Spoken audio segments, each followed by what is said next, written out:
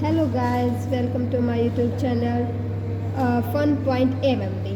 आज हम flashing quenching का यूज करके अननोन कैपेसिटर के कैपेसिटेंस निकालने के लिए एक्सपेरिमेंट को परफॉर्म करेंगे। तो इसमें हमें क्या करना होता है, ये हमारे पास अलग अलग कैपेसिटर दे रखे हैं, C1, C2, C3। इनकी वैल्यू हमें पता है कि 1 माइक्रोफेराड है, 2.2 है, 3.3 माइक्रोफेराड है और ये अननोन है हमारे पास। तो हमें इसकी वैल्यू क्या करनी है, फाइंड आउट करनी है यूजिंग फ्लैशिंग एंड क्वेंचिंग।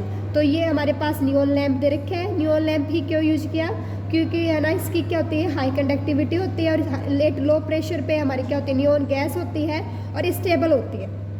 तो अब हम क्या करेंगे, पहले ये जो हमने नॉन यूज किए हैं इनकी वैल्यू यूज़ करके हम फ्लैशिंग क्वेंचिंग 20 फ्लैशिंग के लिए टाइम नोट करेंगे और फिर उसका अननोन का यूज़ करते हुए हम एक्सपेरिमेंट के सेम स्टेप को रिपीट करेंगे। तो हमें कैसे करना है, पहले हम अपने सेटअप को ऑन कर लेंगे। अब मैंने क्या किया, तीनों को तो हमने की को ऑफ कर दिया, हमारी जो दो कैपेसिटर हैं इनको ऑफ कर दिया, एक को हम ऑन कर लेंगे। तो हमें एक पर तो वो पोटेंशियल लेना है जिसपे हमारा ये क्या करना स्टार्ट कर जाए, ग्लो करना स्टार्ट कर जाए, उसी को हम क्या कहते हैं, फ्लैशिंग पोटेंशियल। तो अब हम इसको धीरे धीरे क्या करेंगे, मूव करेंगे इनपुट वोल्टेज को। देखो अब ये हमारा कोई वोल्टेज की वैल्यू आई है जिस पे ये क्या कर रहा है, ग्लो करना स्टार्ट किया है इसने। तो ये क्या हो जाएगा, हमारा फ्लैशिंग पोटेंशियल। अब ये देखो क्वेंचिंग कर रहा है हमारे, तो 20 फ्लैशिंग के लिए हम क्या ले लेंगे, टाइम पीरियड नोट कर लेंगे कि हमारी 20 फ्लैशिंग कितने टाइम में हमारी कवर हुई। तो वैसे ही हम क्या कर लेंगे, एक बार हमने C1 के लिए, ऐसे ही हम क्या कर लेंगे, एक बार C2 के लिए ले लेंगे। C2 के लिए हमारे पास अलग वोल्टेज आएगा और फिर सेम हमें स्टेप रिपीट करना है कि जब ये फ्लैश करना स्टार्ट कर जाए तो 20 फ्लैशिंग के लिए हमें टाइम पीरियड नोट करना है। फिर सिमिलर स्टेप हमें क्या करना है, C2 को ऑफ करके C3 ऑन करके हमें सेम स्टेप क्या करना है, रिपीट करना है। और फिर क्या करना है, फिर हमें तीनों को ऑन करके C1 plus C2 plus C3 को ऑन करके हमें क्या करना है, स्टेप रिपीट करना है। जिस पोटेंशियल पे ये क्या करेगा, फ्लैश करना स्टार्ट कर देगा, उसके बाद हम क्या कर लेंगे कि 20 फ्लैशिंग के लिए जितना टाइम पीरियड लगा वो हम नोट कर लेंगे। फिर क्या करेंगे, एक बार तो हम क्या कर देंगे, सबको ऑफ करके C1 के साथ अननोन को लेंगे और उसके लिए हम क्या निकालेंगे, फ्लैशिंग हमारी वोल्टेज की वैल्यू नोट करेंगे और 20 फ्लैशिंग के साथ टाइम पीरियड नोट कर देंगे। फिर ऐसे ही क्या करेंगे, C1 को ऑफ किया और C2 के साथ CX क्या ले लेंगे जो जिसके अननोन है हमारे पास। फिर C2 को ऑफ कर देंगे, C3 को और CX को ले लेंगे। X भी बोल सकते हो आप, C4 भी बोल सकते हो, क्योंकि इसकी वैल्यू क्या है, अननोन हमें निकालनी है। फिर क्या करेंगे, सबको ऑन कर देंगे, हमारा 4 उसको भी ले लेंगे। तो उसके 20 फ्लैशिंग के लिए हम क्या कर लेंगे, टाइम पीरियड नोट कर लेंगे। ये हमारे पास ऑब्जर्वेशन टेबल है कि हमने जो C1 है, C2 है, C3 है, उसके टाइम पीरियड 20 फ्लैशेज के लिए क्या आया। फिर हमने जब विदाउट क्या था, हमारा CX यूज नहीं किया था, CX यहाँ हमारा C4 है। फिर हमने 20 फ्लैशिंग का टाइम नोट किया किसके साथ, CX या C4 के लिए। तो ये हमारा वो टाइम पीरियड हो जाएगा।